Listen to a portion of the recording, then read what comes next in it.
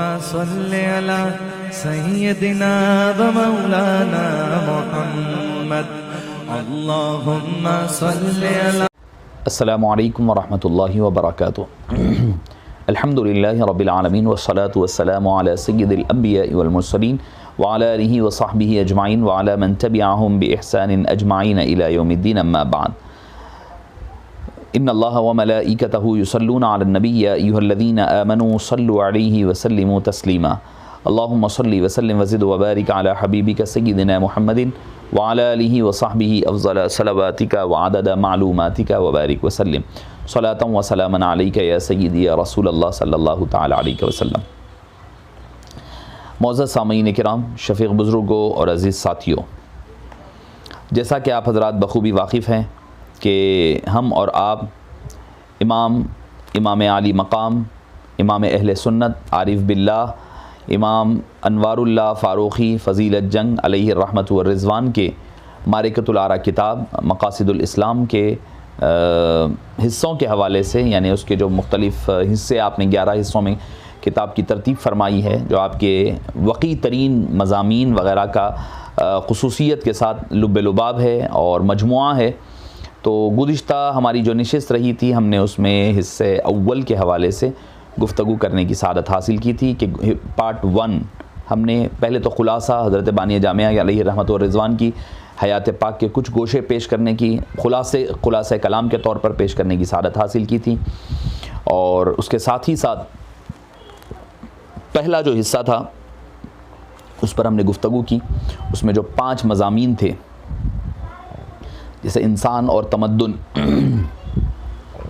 دوسرا میلاد پاک، آپ صلی اللہ علیہ وسلم کی میلاد پاک، جو عنوانات اس میں پائے جاتے تھے، پھر ایمان کی حقیقت ایمانی کیا ہے، اور مکمل ایمان کیا ہوتا ہے، اور پارٹلی ایمان کیا ہوتا ہے، اس پر آپ نے تفصیلی گفتگو سننے کی سعادت حاصل کی تھی۔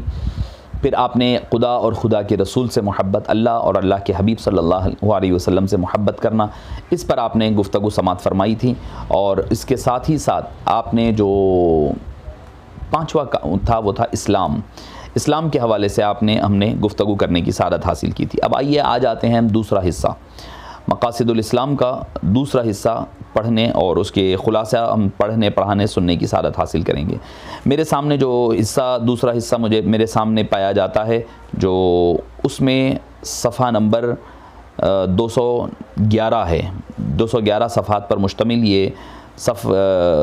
دوسرا حصہ مقاصد الاسلام کا میرے پاس پایا جاتا ہے، اور اس میں جو مباحث، جو عنوانات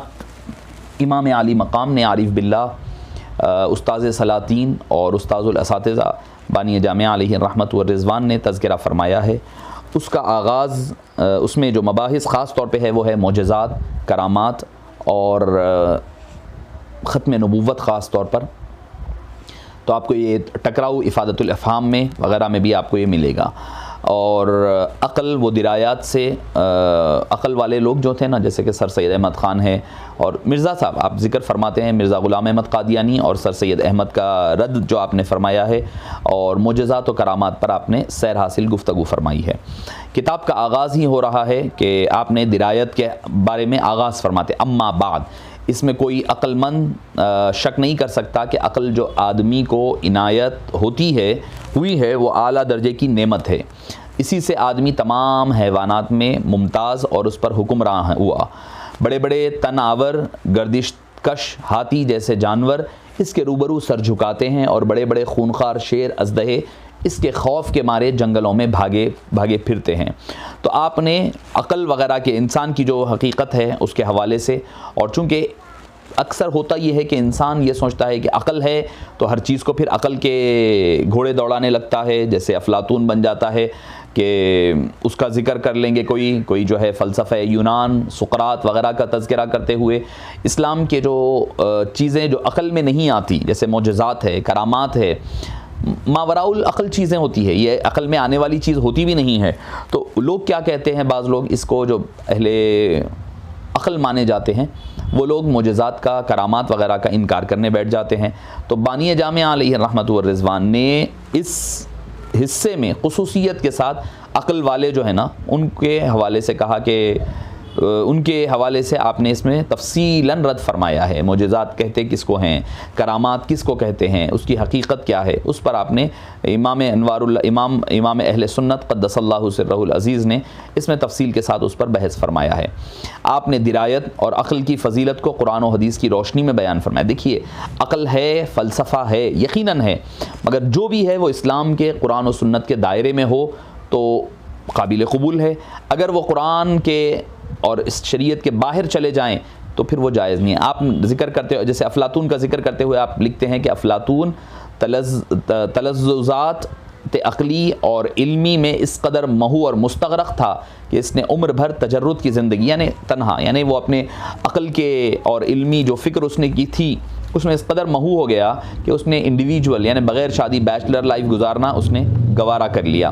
اور سیر و سیاحت میں ہی کرتا رہا. اس کو تلذذات عقلی میں اتنا لطف ملا کہ تلذذات جسمانی کی طرف اس کی توجہ نہ رہی. ایسے ہی کئی اور معروف حکماء کا استغراق ان کی زندگیوں کے تجربہ جو مختلف کتابوں یعنی کتابوں کی حکمت کی کتابوں میں مرقوم ہے, تفصیل سے لکھا ہوا ہے. یعنی آپ فرماتے ہیں کہ آدمی جو ہے تلذذات عقل کی اگر لذت حاصل کرنے لگ جائے تو اس کو جسم کی لذت, روح کی لذت, ان چیزوں سے وہ دور ہو جائے گا. آپ پھر فرماتے ہیں کہ فلاسفہ زمین و آسمان میں سوچ لگاتے ہیں, یعنی جو فلاسفرز ہوتے ہیں, فلسفی کے ماننے والے ہوتے ہیں اور لذات جسمانی سے دور رہتے ہیں, لیکن اس کے برخلاف عقلائے اسلام قدرت کی صنعتوں میں نظر کرنے کے ساتھ ساتھ لذات جسمانیات سے بھی تعلق رکھتے ہیں. فرماتے ہیں کہ صرف عقل کے گھوڑوں میں دوڑ کر جسمانی ضرورتوں کو نہ چھوڑ دیا کرے. وہ کھڑے بیٹھے لیٹے اللہ کا ذکر کرتے ہیں, اللہ کے ذکر سے غافل بھی نہیں رہتے. نماز کا وقت آ گیا تو اسے انہیں خدا یاد آ گیا, چلے نماز کی ادائی کے لیے. رمضان کا مہینہ آیا, خدا یاد آ گیا, پھر روزے کی طرف چلے. آپ اسی کتاب میں آگے فرماتے ہیں کہ غرض ہر وقت ہر حالت سے متعلق جو کچھ قرآن شریف میں احکام مذکور ہیں, ان مواقع میں خدا تعالیٰ انہیں یاد آ جاتا ہے اور ان احکام کی ادائی بصدق دل کیا کرتے ہیں. اب جو اہل خرد اور اہل عقل ہے انہیں خدا یاد ہی نہیں آتا, بس وہ اسی میں اپنے من میں ڈوبے ہوئے ہیں, بس وہ عقل کی خیرت کی کوششوں میں لگے ہوئے ہیں, عقلی دلائل میں, عقلی چیزوں میں ہی لگے ہوئے ہیں. آپ بانی جامعہ علیہ الرحمہ نے ان لوگوں کا رد فرمایا. آپ نے عقلی دلائل قائم کر کے اسلامی باتوں کی تکذیب کرنا یہ طریقہ کفار کا ہے. سر سید احمد خان جو فلسفہ جدیدہ کے دلائل کے سامنے خاموش ہو گئے تھے اور انہی کی ہمنوائی کر رہے تھے, اس رویے پر شیخ الاسلام نے سخت تنفید فرماتے ہوئے کہتے ہیں, چنانچہ نام لے کر کہہ رہے ہیں, سر سید احمد خان صاحب نے اکثر امور میں اس کی موافقت کی, مگر غضب یہ ہے کہ کتاب ہی لکھ ڈالی جس کا نام تحریر فی اصول التفسیر ہے. مقصود اس سے یہ ہے کہ جو بات عقل کے خلاف ہو اس میں تعویل کر کے ہم اس کو عقل کے مطابق بنا دیں گے. صفحہ نمبر 43. اسی صفحے پر آپ آگے لکھتے ہیں, اس کتاب سے مسلمانوں کو سخت تکلیف پہنچتی ہے. آپ نے اس کتاب میں نبوت اور معجزات جو نبوت کی نشانیاں ہیں اور یہ معجزے ما فوق الفطرہ ہے, یعنی جو انسان کی فطرت سے کے اوپر ہے, انسان کی عقل و خرد میں نہیں آتے. جب انسان کی عقل و خرد میں نہیں آتے تو اس کا انکار کرنے بیٹھ جاتے. سر سید احمد خان نے بھی یہی کیا تھا. انہوں نے کہا تھا کہ معجزہ عقل میں آنے والی بات نہیں ہے. چاند کیسے 2 ٹکڑے ہو سکتا ہے, سورج کیسے پلٹ کر آ سکتا ہے, کنکر کیسے بات کر سکتے ہیں. آپ نے ان کا, اس سرخیل کا, اس لیڈر کا رد بلیغ فرمایا. اور مدعیان نبوت جیسے کئی لوگ تھے, خاص طور پر غلام احمد قادیانی کے جھوٹے دعووں کو بے بنیاد ثابت کر دیا. خاص کر سر سید اور اس کے ہم خیال شبلی نعمانی کا بھی آپ نے رد فرمایا خیالات کی, کیونکہ انہوں نے بھی کہا تھا کہ بھئی فرشتے نہیں ہیں, فرشتوں کا جنات شیاطین کوئی نہیں ہیں. تو لہٰذا سر سید کی تفسیر القرآن میں معجزے کے انکار اور ملائکہ کے وجود کے انکار اور شیاطین کی اصلیت سے انکار, ان تمام باتیں کیا ہے, یونان کے, امریکہ کے, یورپ کے, یہ جو انگریز ہے, فلاسفرز ہے, ان کی کتابوں میں یہ باتیں پائی جاتی ہے. ان کتابوں کو لے کر کے پڑھ کر, انگلش آتی تھی, پڑھ لیے, پڑھ کر عقل والے بن گئے, اور پڑھ کر کے خود اسلام کے جو بنیادی چیزیں ہیں اس کا انکار کر بیٹھے, جیسے معجزات وغیرہ کا.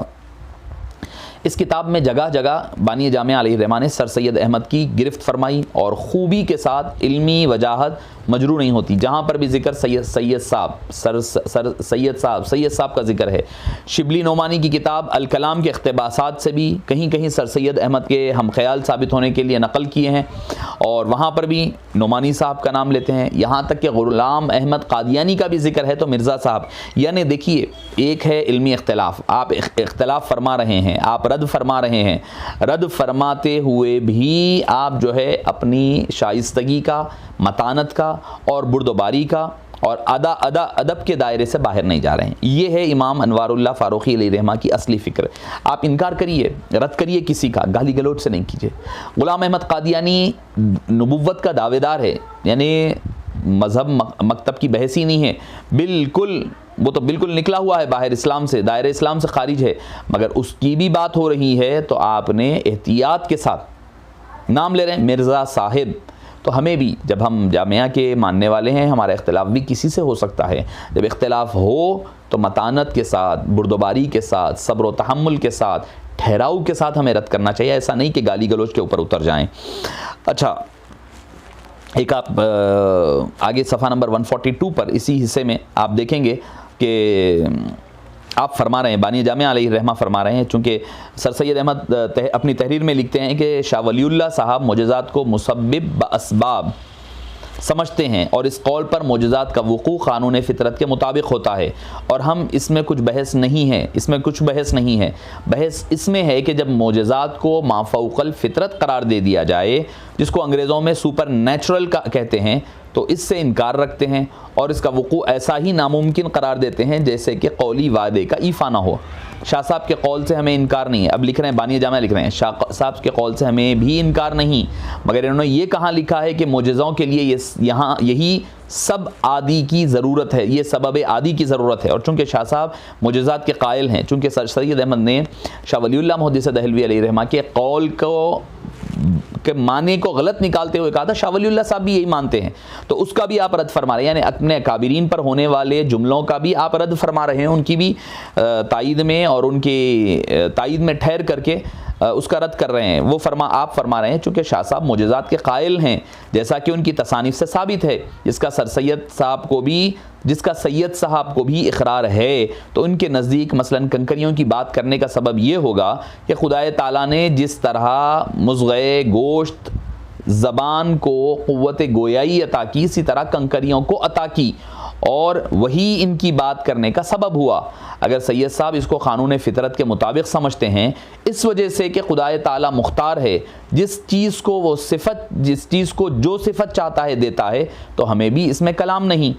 تو معزز سامعین کرام, جہاں جہاں سر سید احمد خان کی بات آئی تو آپ نے ان کا رد فرمایا, جہاں شاہ ولی اللہ محدث دہلوی اپنے اکابرین پر اعتراض ہوا وہاں پر ان کی تائید میں آپ بانی جامعہ علیہ الرحمۃ والرضوان کھڑے رہے اور ان کی تائید فرماتے رہے. معزز سامعین کرام, شاہ ولی اللہ محدث دہلوی علیہ الرحمہ کی اس عبارات جو تفہیمات الہیہ سے ماخوذ کی گئی تھی, وَأَمَّا شَقُّ الْقَمَرِ فَعِنْدَنَا لَيْسَ مِنَ الْمُعْجِزَاتِ, تو بتلایا جاتا ہے کہ کتاب میں ہے کہ حیدرآباد میں مناظرہ بھی ہوا تھا. اس میں مولوی احمد علی صاحب احراری مرحوم نے ثابت کر دیا کہ اس عبارت کا مطلب یہ ہے کہ شق القمر چھوٹے چھوٹے معجزوں کی قسم میں سے نہیں ہے, بلکہ یہ بہت بڑا معجزہ. یہ لفظ تھا کہ اما شق القمر فعندنا لیس من المعجزات, یعنی چھوٹے چھوٹے جو معجزات کئی ہوتے ہیں وہ نہیں, یہ بہت بڑا معجزہ. اسی کو وہ بنیاد بناتے ہوئے انہوں نے اس پر رد فرمایا تھا.